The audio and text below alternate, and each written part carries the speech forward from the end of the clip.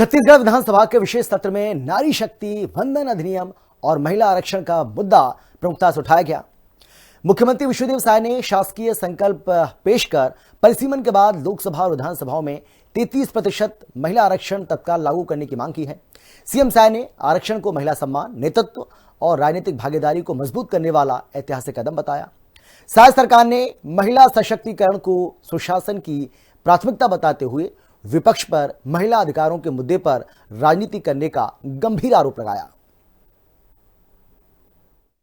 नारी शक्ति वंदन विधेयक पर छत्तीसगढ़ विधानसभा का विशेष सत्र। मुख्यमंत्री विष्णुदेव साय ने पेश किया ऐतिहासिक संकल्प। महिला आरक्षण लागू करने की मांग को लेकर सदन में चर्चा। महिला सशक्तिकरण पर साय सरकार ने विपक्ष को घेरा। छत्तीसगढ़ विधानसभा के एक दिवसीय विशेष सत्र में महिला सशक्तिकरण, राजनीतिक प्रतिनिधित्व और नारी अधिकारों का मुद्दा केंद्र में रहा।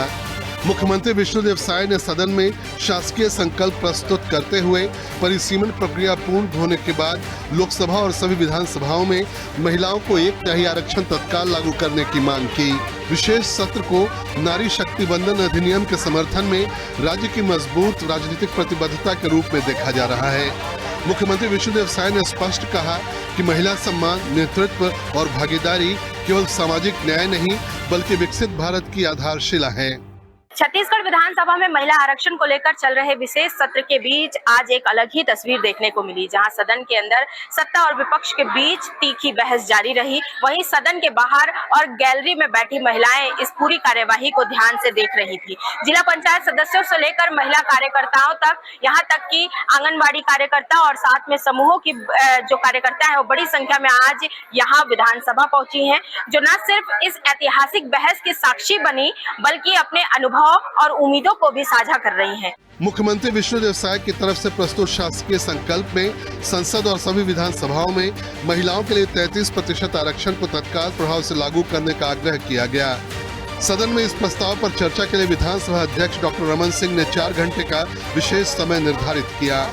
मुख्यमंत्री विष्णुदेव साय ने कहा कि महिलाओं की राजनीतिक भागीदारी बढ़ाना लोकतंत्र को अधिक समावेशी, प्रातिनिधिक और सशक्त बनाने की दिशा में ऐतिहासिक कदम होगा।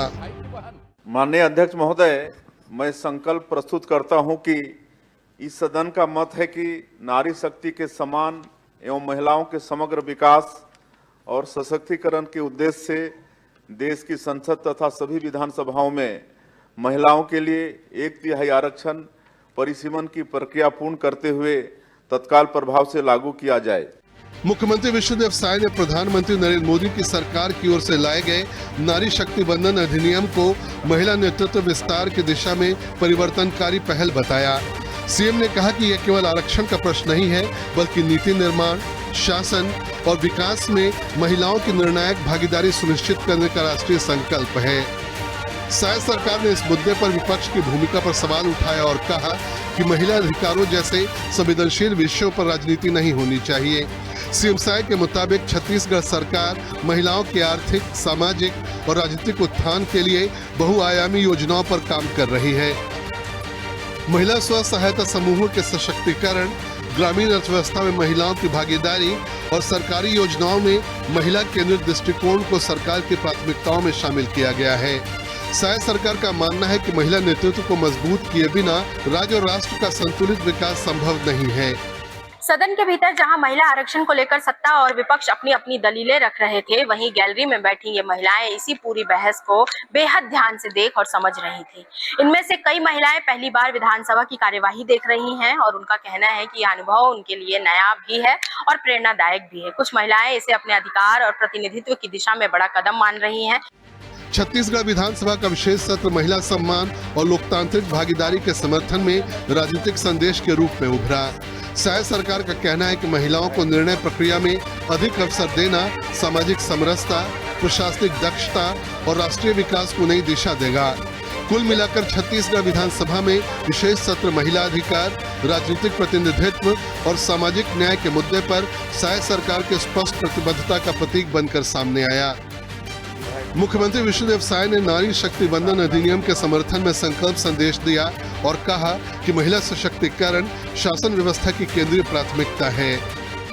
विधानसभा में बैठकर कार्यवाही देखना कई महिलाओं के लिए एक नई प्रेरणा भी बना है, जो आने वाले समय में उन्हें खुद नेतृत्व की भूमिका में आने के लिए प्रेरित कर सकता है। ऐसे में यह विशेष सत्र सिर्फ सदन की बहस तक सीमित नहीं रहा, बल्कि इनसे बाहर बैठी महिलाओं के मन में नई उम्मीद और नए सवाल दोनों जगा दिए हैं। निशा द्विवेदी, हिंदी खबर, छत्तीसगढ़।